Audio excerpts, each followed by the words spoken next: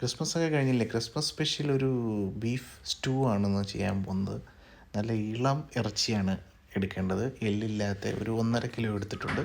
അതിന് ശേഷം ഗരം മസാല, കുരുമുളക് പൊടി, ഉപ്പ്, മഞ്ഞൾപ്പൊടി ഇട്ട് നല്ലവണ്ണം തിരുമി വെച്ച് ഒരു അരമണിക്കൂർ റെസ്റ്റ് ചെയ്യാൻ വെച്ചതിന് ശേഷം കുക്കറിൽ ഒരു 10 വിസിലടിക്കുക.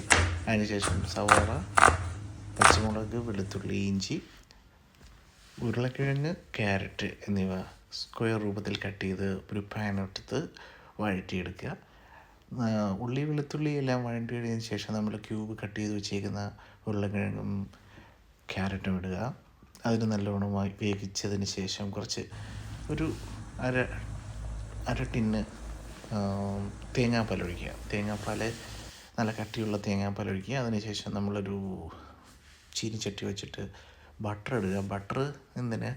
ബട്ടർ നമുക്ക് കാഷ്യൂനട്ട് ഇത് ഫ്രൈ ചെയ്തെടുക്കാനാണ്. കുറച്ച് തേങ്ങാപ്പാലും കുറച്ച് കാഷ്യൂനട്ടും കുതിർത്ത് വെച്ചതിന് ശേഷം അതൊന്ന് അടിച്ചെടുക്കണം, മിക്സിയിലിട്ട് എടുക്കണം. 10 വിസിലടിച്ചതിന് ശേഷം നല്ലവണ്ണം ബീഫ് വെന്തിട്ടുണ്ട്. നമുക്ക് ഇതിനകത്തോട്ട് ചേർത്ത് കൊടുക്കാം, മിക്സ് ചെയ്ത് കൊടുക്കാം.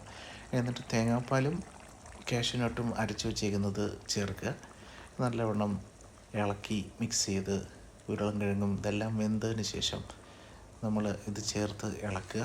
അതിനുശേഷം നമ്മുടെ വറുത്ത് വെച്ചേക്കുന്ന കാഷ്യൂനട്ടും ഇട്ട് കഴിയുമ്പോൾ നമ്മുടെ സ്റ്റൂ ഈസ് റെഡി. വളരെ സൂപ്പർ ടേസ്റ്റാണ്, ട്രൈ ചെയ്ത് നോക്കൂ. പുതിയൊരു ഡിഷുമായി വീണ്ടും കാണാമെന്ന പ്രതീക്ഷയോടെ signing off. Ajith. Advanced happy new year.